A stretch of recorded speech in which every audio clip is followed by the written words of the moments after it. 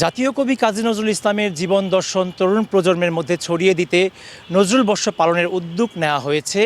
নজরুল সাম্যের কবি, মানবতার কবি, দ্রোহের কবি, প্রেমের কবি। নজরুল দর্শন মানবতার জন্য যেমন প্রয়োজনীয়, আন্তর্জাতিক ভ্রাতৃত্ববোধ, দেশীয় ভ্রাতৃত্ববোধ সর্বক্ষেত্রেই কিন্তু নজরুল চর্চা অতীব জরুরি, এটি কিন্তু মনে করেন সাধারণরা। আরেকটি বিষয় জানিয়ে রাখি, নজরুলের এই ভাবনা, নজরুলের জীবন দর্শন সব কিছুতেই ছিল মানবতা, প্রেম এবং ভ্রাতৃত্ব।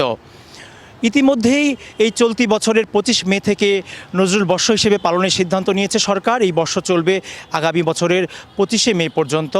ইতিপূর্বেও কিন্তু গত 23 মে 2026 তারিখে ময়মনসিংহের ত্রিশালে কবির 127তম জন্মজয়ন্তী অনুষ্ঠানে প্রধানমন্ত্রী ঘোষণা করেছিলেন এই নজরুল বর্ষের।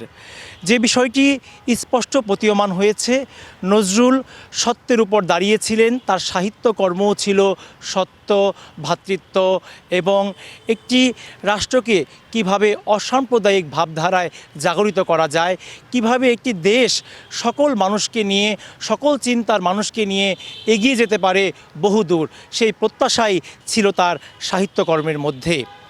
জাতীয় কবি নজরুল ঘুমিয়ে আছেন এই স্থানেই, তবে কীর্তিমানের মৃত্যু হয় না।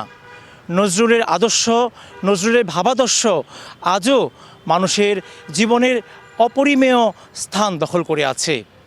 এই দর্শন যুগে যুগে, যুগ যুগান্তরে মানুষের হৃদয়কে সাম্য এবং ভ্রাতৃত্বে জাগিয়ে তুলবে, এই প্রত্যাশাই সকলের।